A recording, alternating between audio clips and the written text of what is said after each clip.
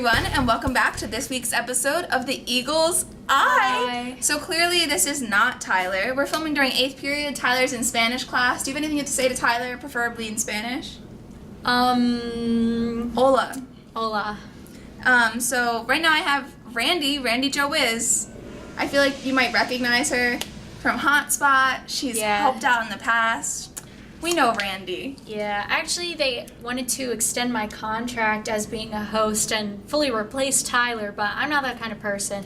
Don't like to step on toes. Yeah, Tyler would not be happy about that. So shout out to Tyler, although he's not here. He's with us in our hearts.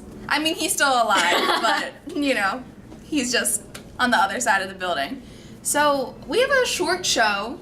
Okay, only a couple segments. But that doesn't mean it isn't full of quality. So our first segment is about restorative justice. I don't think that's exactly what it's called. I think it's the Restorative Practices Seminar. Just had to check there. That's a new seminar. It's in Norristown. It's about handling discipline things in Norristown. It's about conflict resolution. A new way of looking at discipline. A new view on life for this 2018. As me and Tyler said last week, the year of the new. The year of the new. So some new discipline practices for everyone. I know it can be for students, parents, you know, but that's all I know. Oh, well, then shouldn't we watch the interview on it? I really feel like we should. Let's go watch that interview. Hello, I'm Maya Humphreys, and today I'm here with Mrs. Yvonne, and we're going to be talking about the practice of restorative justice. So what does restorative justice mean? Well, restorative justice is a way of thinking and a way of doing. It's a philosophy, not so much a program or anything. It's the main key principles are about respect, relationships, and responsibilities. And respect, when we mean respect, it's about honoring a person's dignity and a person's worth. And then responsibilities is about following through on those relationships that we have built. And relationships, the second piece is the relationships where we're all interconnected, that where no matter what happens, we should still be able to maintain the relationship. We should be able to discuss the issues, disagree, agree to disagree, but maintain right relationships. So restorative justice combines that in a systemic way type of thing. How did this start? Well, how did it start?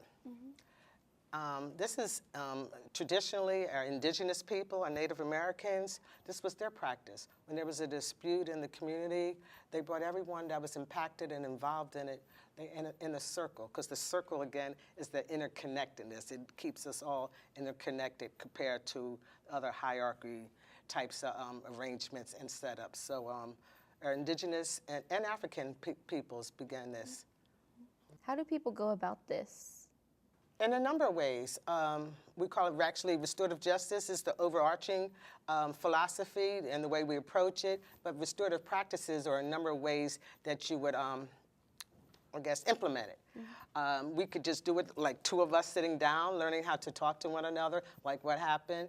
You could do, that's the informal. You could be more formal, where we have a whole conference of people who are been impacted by issues, you bring supporters and you sit down and talk to it. So it ranges from small circles to a large circle or conference.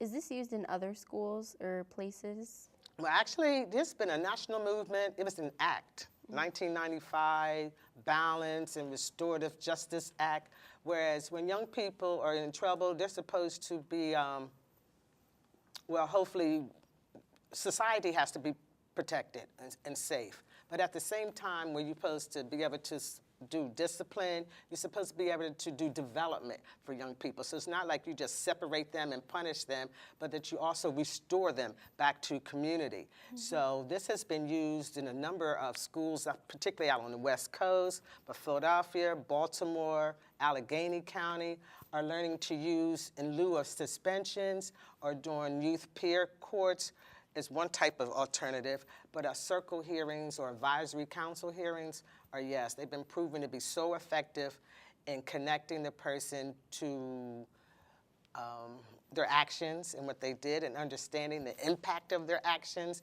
and holding them accountable. A lot of times you think the actions or whatever I did is just between me and you. But if your mother, it could impact her because they're hurt because their child has been hurt. If you have a younger sibling, they can be impacted because their older sibling has been hurt. There's a ripple effect to our actions that we generally don't see when a child, a student is just punished or suspended. In what ways can we implement this at Norristown?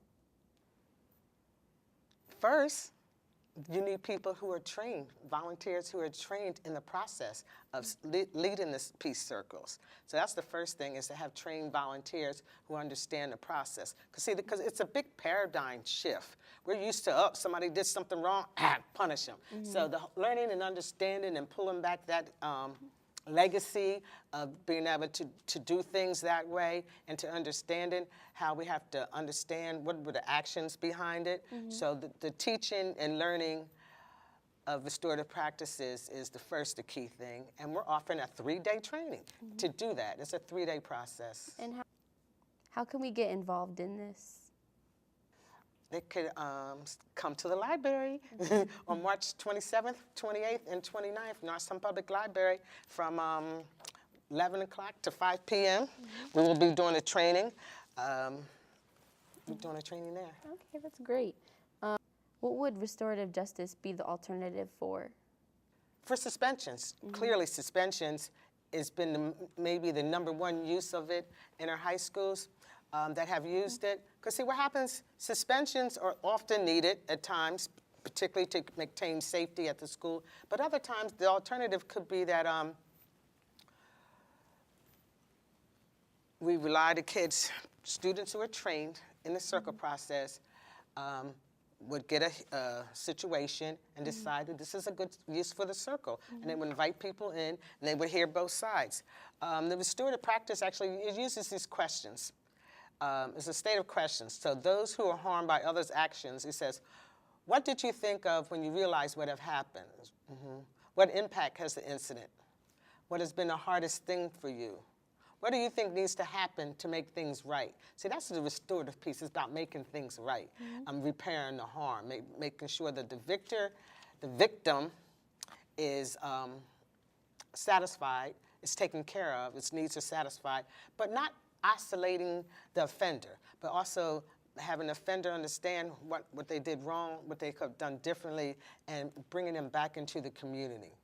Because when we suspend or punish our students, they're usually home alone, sometimes thinking and plotting revenge or just being angry. In addition, they're missing out on schoolwork, falling behind, and suspensions can actually lead to failing school. And when you fail school, you don't graduate. When you don't graduate, finding employment is hard. When you don't find employment, then there's other things that young people can get into that leads to what we call that school to prison pipeline. Is there anything else you would like to add? It's just that our students, I think it's important that our students lead this movement, that they look out and see that, okay, we could have a safer community and more unity is really key.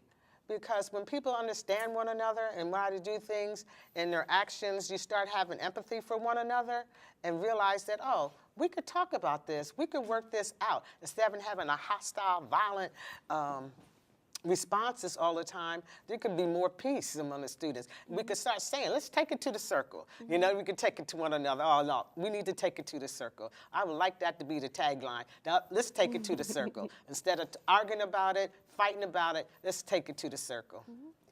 Can you just tell us again when the training is? The training is March the 27th, the 28th, and the 29th from 11 a.m. to 5 p.m. We're going to be serving dinner. Dinner's always good. It's going to be at the Norristown Library in the community room. This is the week of spring break. So I chose the times when students are out of school. So hopefully you don't make plans to be out of town. If you're not out of town, you could come to the training and take part in this, and then we can bring this back to the school. I'll be able to work with and sit down and do refresher courses and hopefully get this initiated. Okay. Hey, I'm Maya Humphreys here with Mrs. Yvonne, and today we talked about the practice of restorative justice.